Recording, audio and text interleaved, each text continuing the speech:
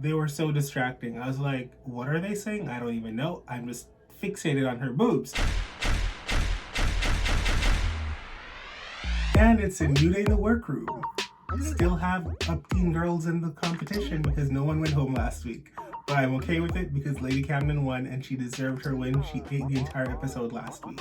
Before we get into this week's video, guys, don't forget to like, share, and subscribe over to my Patreon exclusive content. Love ya. Alti, I'm pissed that I am not in the top 2. Like, Camden deserved it. Dya. I love me some Jasmine. Jasmine is hella entertaining, beautiful, and a fierce competitor and performer. But I might need to add a little delusional to the list because I don't know why you think you should have been in the top with Lady Camden. I personally did not live for that outfit. I don't care what the judges said. This chap, graduate, whatever it was not a serve. Sorry. I didn't think I was going to talk about this. Before coming here, I was starting the process of hormones and about to start. I am trans. Last week's Untucked was really, really amazing. You had 2 people coming out as trans on the show at the same time, basically, and one already out trans woman on the show holding their hand, saying that it's okay, I stand with you, it's gonna be great, and them telling her, because of you, I feel more comfortable to step out and step into my own. I did a whole video on that. It's over on my Patreon. Long story short, it was amazing. I love to talk shit. This is what I was born for. I'm a lady, but you are a dame. A little hunchback of Notre Dame. This week, I'm so happy we got to see the girls do the reading challenge, because reading is what? Say it with me. Fundamental. Anyways, I love a reading challenge, and so it's like a milestone for me in every season. I look forward to it. All the girls did a really decent job. There wasn't really anyone that I can recall that flat out stunk, but 2 definitely stood out for me. I really loved Lady Camden. The British humor was everything. I live for it. I love to watch a lot of British comedy because they get me.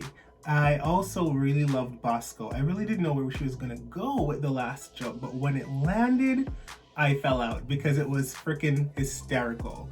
As well as Rue tells us what the Maxi challenge is gonna be. A girl group challenge. Yay, are you happy? I am. I really enjoy girl group challenge. What did I just say? Girl group challenges. Yeah, that part. This time around, so with a little twist, they're gonna be doing 60's girl groups, and I can't wait to see how it turns out because that hasn't been done on Drag Race before, so should be good.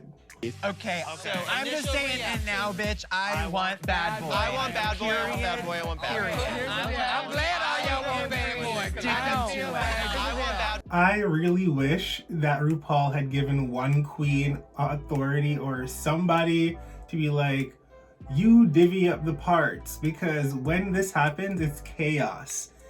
Everybody wants the same part, everybody wants to be in the same group, and it just does not work that way. Everybody wants bad boy. I hope the song is as fire as y'all make it seem, and no one is willing to freaking budge. Daya is like, I will die on this hill. Freaking Bosco is like, I will kill somebody for this. And my little beautiful, beautiful, what was that? I don't know what just came over me. I feel like I was in the nanny for a second. And freaking Willow Pill is like, listen, I never speak up, and this is one that I'm really fighting for. And everybody else wants it as well. I thank God for freaking Deja for being like, okay, fine, I don't need to fight for a role. I'll figure it out. I'm a good performer in whatever role I get. And thank God for Georges for not being stubborn like the other girls. But damn, is it that serious? The one for me, my baby is the air I breathe. Angeria seems to be doing pretty fine. She has the Diana-isms, I guess. And she has a really cute voice. Like, she's not trying to do more than what she's capable of doing, which is smart as a singer. Like, don't overextend yourself now.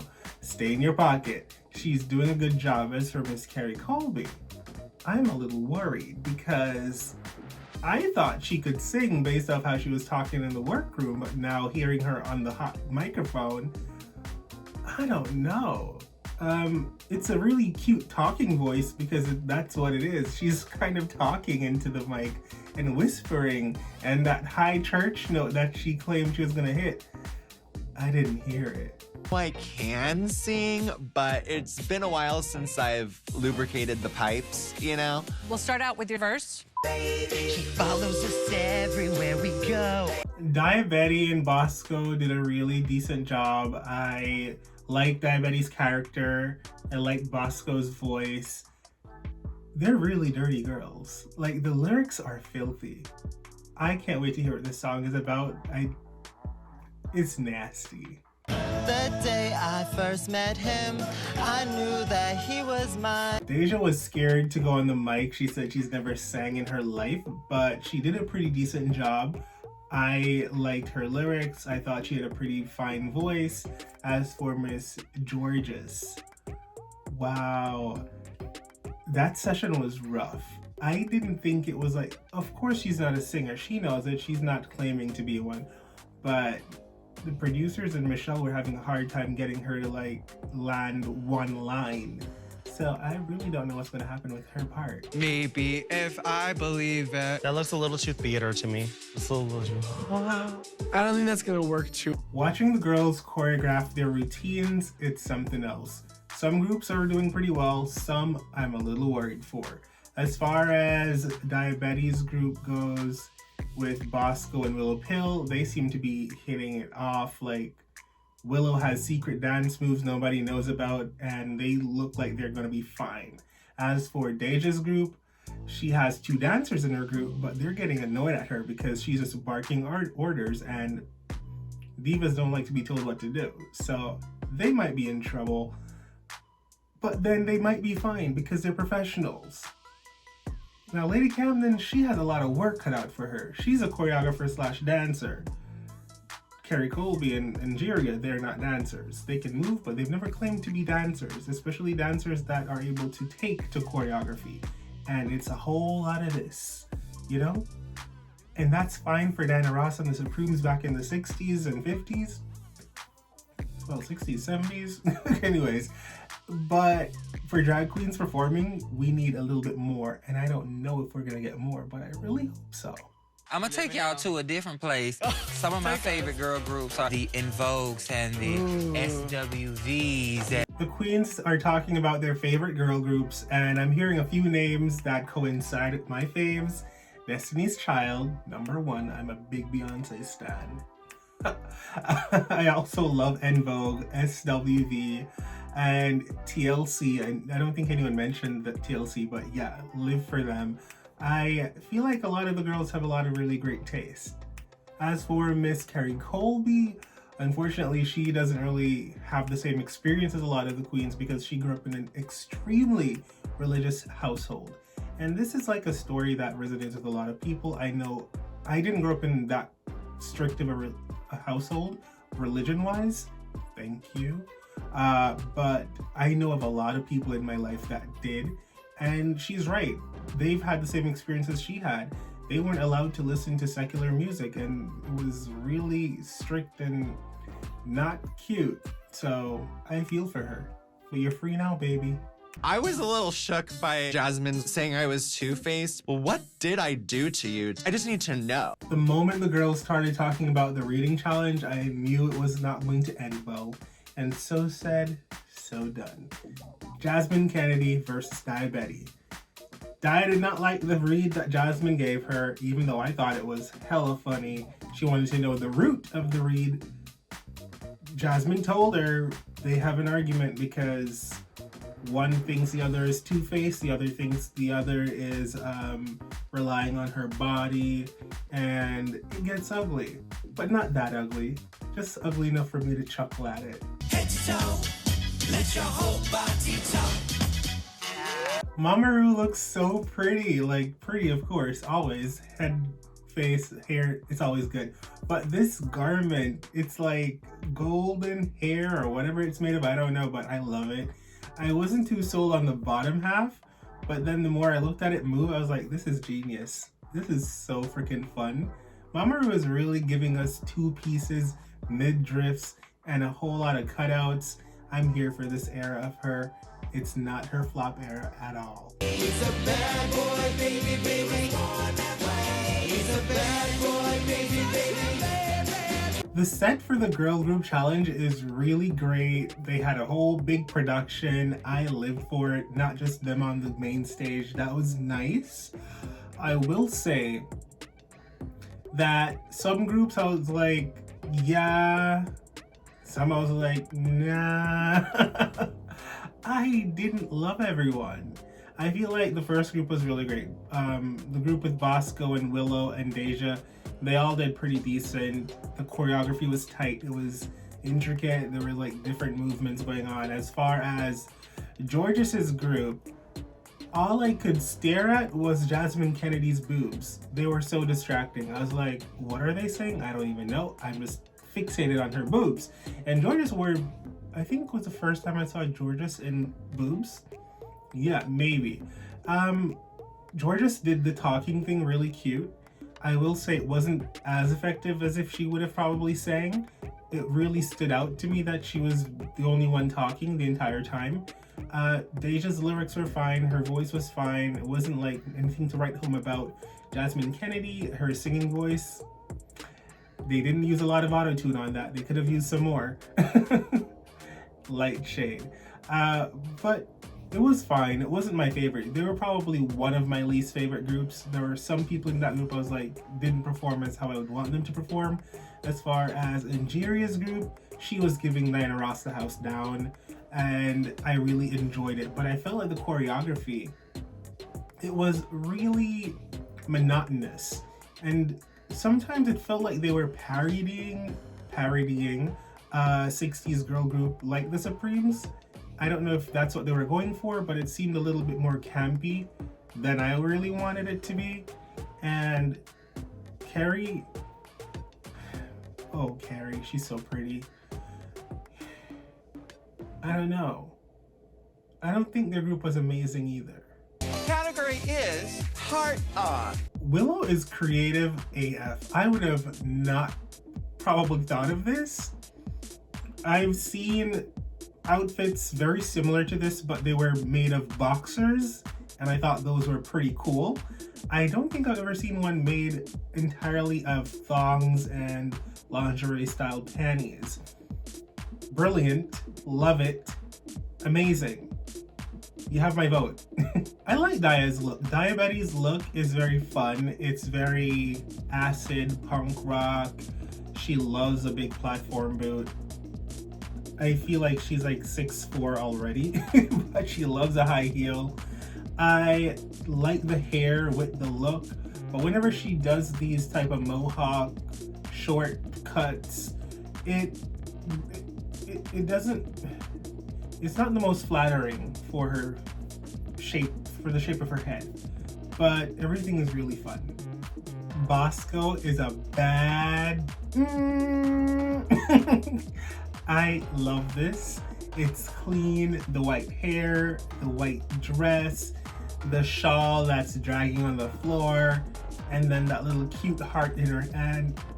I love it all. The only thing I would have possibly done is probably had some splashes of red around the heart cut out at the front, so it would be like, ooh, blood, but she probably doesn't want to mess up her white dress, so I get it. And when she turned around and we saw her crack, I fell in love. I love Deja, you know this. Everyone knows this, but this is not it. I don't like this wig. I don't like the glasses. It's very like Powerpuff Girls.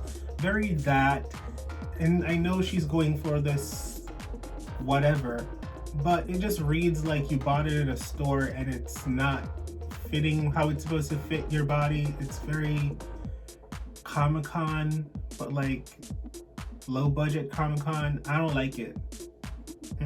I don't love this. I feel like you're so much better than this.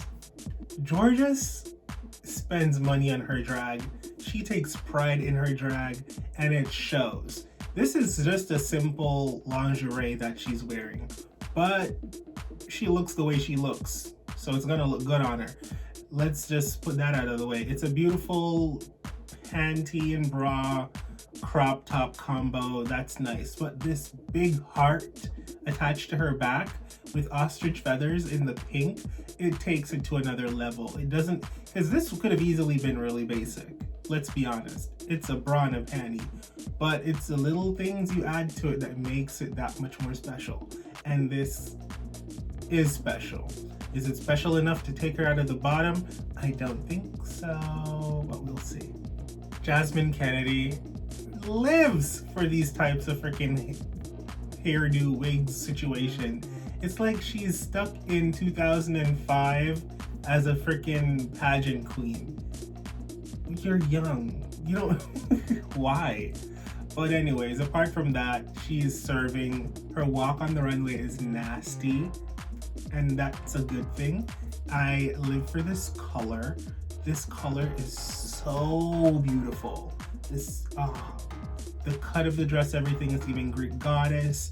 I normally don't go for these little tacky, in my opinion, things on dresses where you have the heart up the top and the heart at the side. I normally don't go for it, but it's drag and I think it's cute. So sure, why not, I guess. Was two of them necessary though? Maybe the one on the hip. Maybe remove the one on your shoulder. And the crown, that's a cute touch, but unnecessary. It feels like you're just adding it for the sake of covering up something going on with your wig. I love Angeria, but I'm kind of conflicted with this look. The bang is not cut right. Let's get that out of the way. The black and white outfit, it's cute. There is weirdness going on at the neck with the black and white blocks, but I'm gonna overlook it for now. The only part of this that has a heart is like one heart in the center. And so it bothers me a little bit because it's like black and white checkers and then you have just I heart you in the middle. That looks like you stenciled them in afterwards as an afterthought when you realize that this was a runway. It doesn't seem very intentional.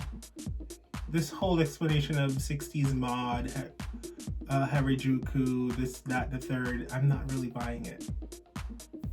Kerri is beautiful.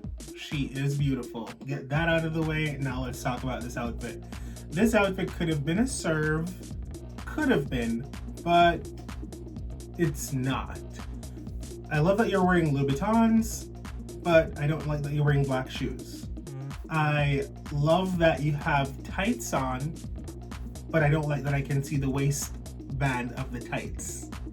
It should have been tucked into your panty or like sewn into the panty or something so that it didn't show.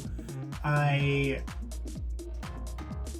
like that there was like a little gag of the heart underneath the mesh, but this was like not styled properly. Head, like from neck up, perfection. And the gloves, it's like there could have been longer. I don't know. There's a lot of attention to detail that I feel like Kerri misses. This is a nice concept. The styling and execution is far out there, way off. Lady Camden looks stunning. She looks so beautiful. I love the face and the hair and everything. It's great. And the dress itself, it seems very like you bought it in a store or a shop somewhere. But with the big heart at the front and the tulle coming off at the back and the arrows through it, it elevates it a little bit and it makes it like fun drag, campy drag, and good drag. So I'm here for it. I don't hate this look. I love it. Congratulations, you are the winner of the Synched challenge. I cannot wait to hear how she's going to gloat to these girls in the workroom next week. Lady Camden, you're safe. Jasmine, Kerri, I'm sorry, my dears, but you're up for elimination. Oh 2, Jasmine Kennedy and Kerri Colby, are in the bottom. I love these two queens. I really don't want to see either of them go right now. But I don't see double Shantae in their futures. So we might be saying goodbye to somebody. The time has come for you to lip sync for your life. I love the lip sync song. I'm a big fan of Toni Braxton. Like, love Toni Michelle Braxton. Ugh. Anyways, I wish they did the original and not this remixed version, but maybe they'd have to pay more for the original. I don't know. Jasmine's shoe fell off first freaking 10 seconds of the lip sync. I was like, no, okay. Now, Kerri Colby, on the other hand, was like slaying, and she was doing little hand performance things, and it was cute. But they were both pretty even to me, and I was like, I don't know who's gonna win this. But when the last half of the lip sync was going on, and Kerri was lip syncing the actual lead vocals, and Jasmine was lip syncing the background vocals, I said, Kerri might have this. Jasmine Kennedy. Shantae, you stay. Oh, Jasmine won. Well, I don't always have to be right.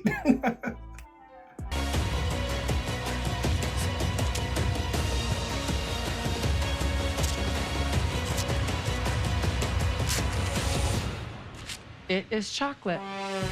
And they put Kerri through that god-awful freaking chocolate infomercial.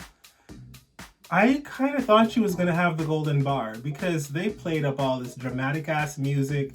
Jasmine was in the background literally biting off her fake nails. I was like, she better have this gold bar, but she didn't. And so Kerri Colby, unfortunately this week, sachets away. She was a really beautiful queen to look at. She was a really fierce competitor. She brought a lot to the franchise of RuPaul's Drag Race, and I will miss her on the show. Thank you guys so much for watching this week's reaction with me. Don't forget to like, comment, share, and subscribe, and go over to my Patreon for more exclusive content. Love you loads. Bye. Hey beautiful humans, you've made it this far in this video. Why not subscribe to my Patreon? You can sign up for exclusive content I don't post on YouTube, or support me making content for this channel. Speaking of, why don't you watch another video?